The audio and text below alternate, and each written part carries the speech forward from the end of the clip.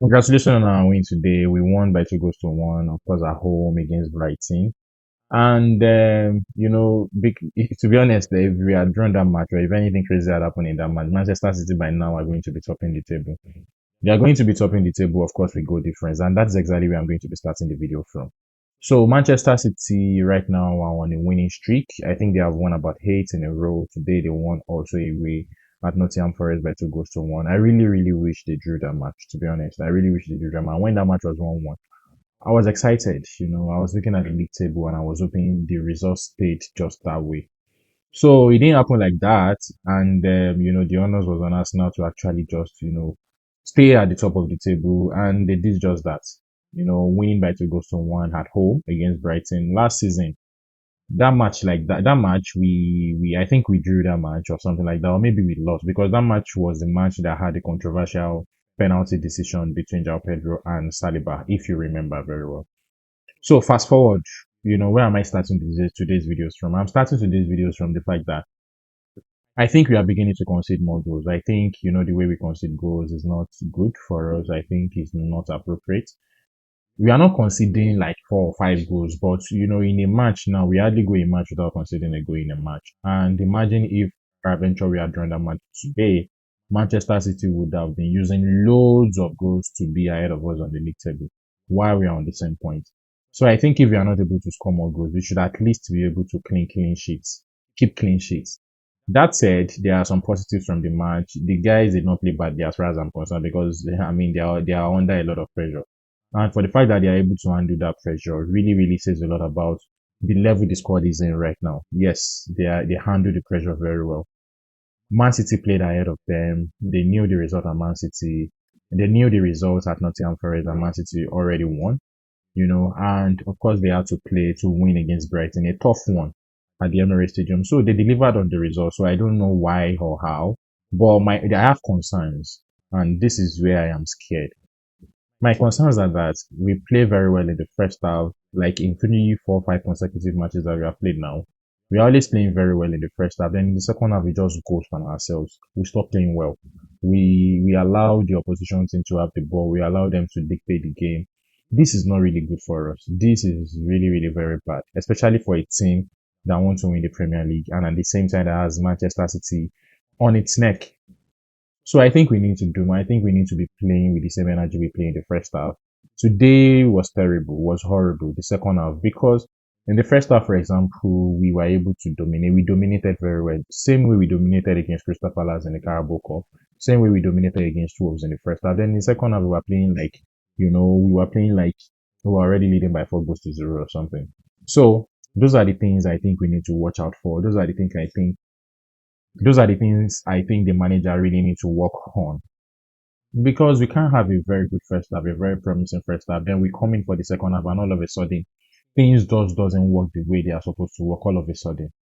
So some of the positives we have today is that of course for the first time in a long time we are seeing Lewis Kelly starting the game.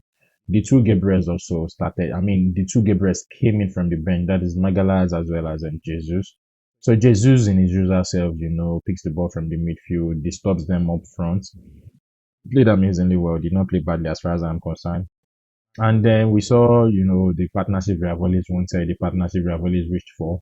Saliba back with, Gabriel back with Saliba at the back, the duo, they are back together. So more or less like our defense is coming back to shape. But remember, we have Ben White out injured. Today, for example, Timber couldn't start the match today.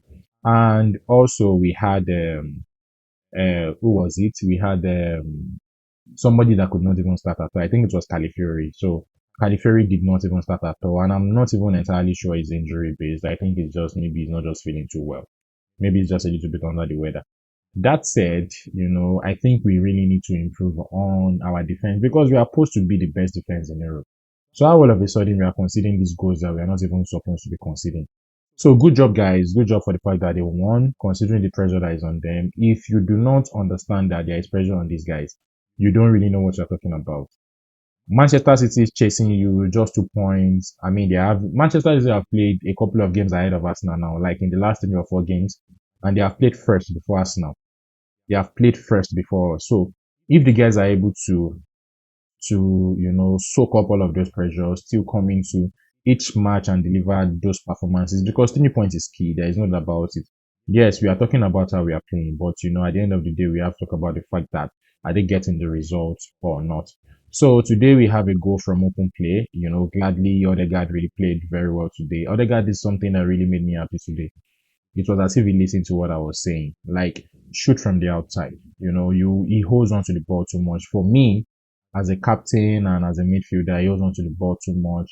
He should. I know he control the game. Yes, I know he picks up the ball to try and control the game, but in between, he should, shoot. He should find a pocket space and find a way to shoot. He did that today. We got the first goal through that. The second goal, obviously, own goal.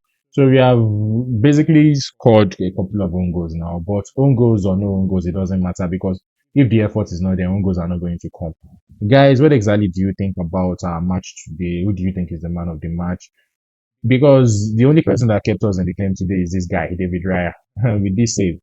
David Raya kept us in the match today. If anything had happened, if this goal had gone in, we are likely going to be second on the table right now because there are no guarantees that we are going to win that match going forward. But then gladly he saved this, from going into the ninth. This probably is going to be the goal save of the season, or maybe one of second of the saves of the season. But then David Raya has delivered on his promise. I think him and Donnarumma are supposed to be the best, goalkeeper this season in the EPL. Of course, if you want to have a good defense, you need to also have a very, very good goalkeeper. So he delivered on his promise today. So guys, who is your man of the match? What do you think of the game today? How do you think, or what do you think happened in the match today? Please remember to drop your comments. I really, really want to hear from you. It is very, very important. So I'm going to see you in the next video. Remember to follow this channel, like this channel, whatever you have to do. Just do the important things that you need to. And I really want to hear from you. Thank you guys. On to the next one.